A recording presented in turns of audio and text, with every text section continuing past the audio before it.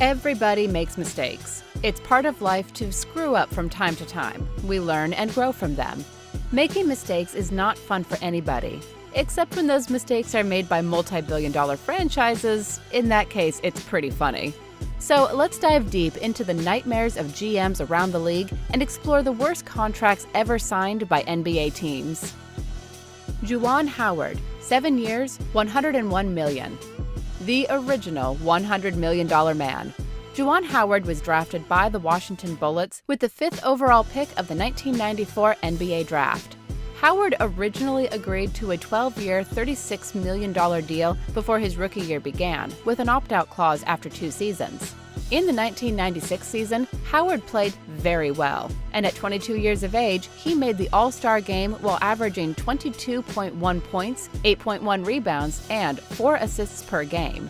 That stat line was enough for him and his agent to demand a bigger deal, and Pat Riley from the Miami Heat gave it to them. Howard would be making $101 million throughout the course of the next 7 years.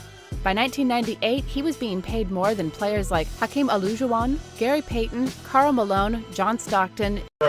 You get the point. At the time, it seemed like Washington dropped the ball by disrespecting a 22-year-old possible franchise player with a mediocre contract offer of just $11 million per year, but now it's safe to say they were ahead of the curve. He never made an All-Star game roster after he left the team. Timofey Mozgov, 4 years, $64 million. The summer of 2016 was a dark time for NBA general managers.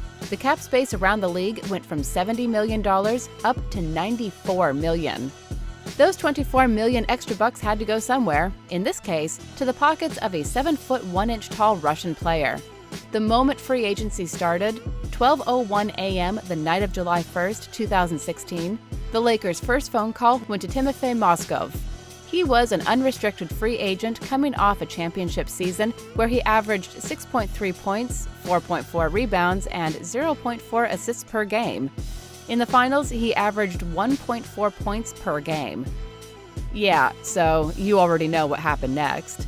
The Lakers, the biggest franchise in basketball, desperate to get back to the playoffs and living up to their name, decided to offer Mozgov a 4-year, $64 million contract. The move was inexcusable. He ended up playing just 1 season with the Lakers, then he went to the Nets, and now he is heading down to Charlotte to cash those $16 million he makes per year. Last year, he scored 131 points the entire season. That means he was paid $116,642 with 22 cents for every point he scored. One can only dream, guys. One can only dream.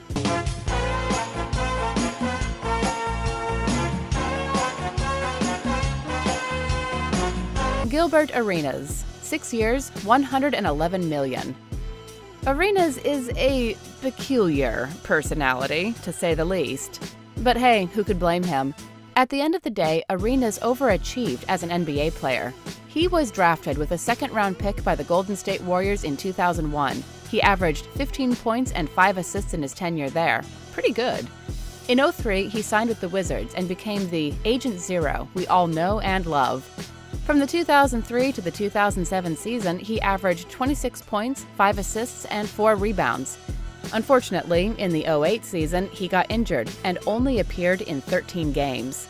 Still, the Wizards, blindly trusting the knee of their all-star caliber player, offered a 6-year, $100 million contract to him. After he signed the contract, he only appeared in 121 more games for his entire career.